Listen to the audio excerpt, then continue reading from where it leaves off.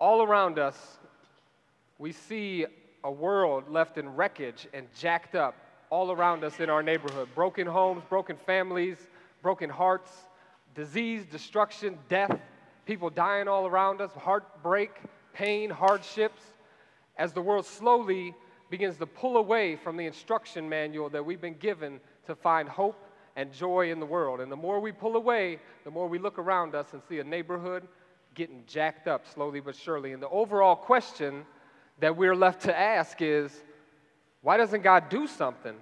Why doesn't God do something about disease? Why doesn't He do something about people being raped or people being murdered? Why doesn't God do something about death and pain and loneliness and emptiness and all these things that are jacked up? If there's a loving God who created us and created all this stuff around us, why doesn't He do something about all this drama that we live in and put an end to all the pain around us? And the answer to that is that He has done something, and He is doing something. Because the answer to all of the jacked upness of our neighborhood and all the drama and all the pain and all the trials of this life is us in this room. We are the cure to the destruction that sin has brought into our neighborhood and that sin has brought into our world. We are the answer to all those questions. Why? Why doesn't God do something? We're the answer. God is on a mission. And He has been right from the beginning of this whole creation. Right from the beginning, God created us to have a relationship with Him, right? But He didn't create robots who were just programmed to follow and to love Him. He gave us the power of choice to choose to love Him or to choose to love ourselves and love things.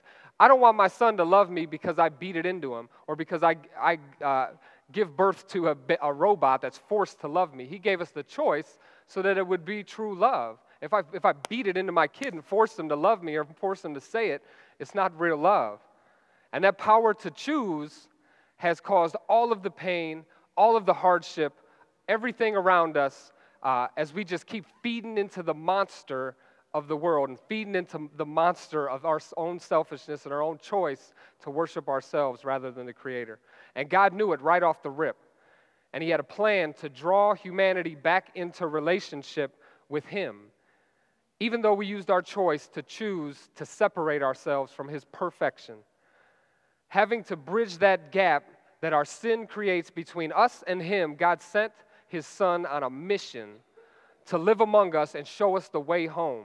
It's kind of like if I were an ant farmer, and I love these ants, and this is what I do for a living, and I harvest these ant hills, and I do my thing with ants because I love ants. And then I found out the dam broke down the road or whatever, and a flood is coming, and I need to communicate that to these ants in these hills. How would I do that? That destruction is coming. How would I communicate to those ants? There would be no way for me to go into that ant hill and somehow communicate it unless I became an ant and was able to go into that hill and communicate to them on their level and their way of understanding and then show them the way home. Hey, there's a flood coming. There's drama coming. The dam broke. We need to get up out of here, and this is the way home.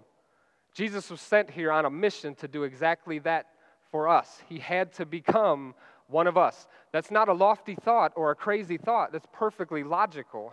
How would an eternal and perfect God of all this awesomeness that we see around us communicate the way home? He would have to have become a person and come down to earth with us to say, hey, I know you guys have been dancing to the song of life and not finding the rhythm and just bumping into each other and looking silly, but this is the rhythm to the song of life. This is how you find joy. This is how you find happiness, period. Walk this way, talk this way. And He showed us how to live life. And everything we see around us that's jacked up is simply where we have not listened to that example.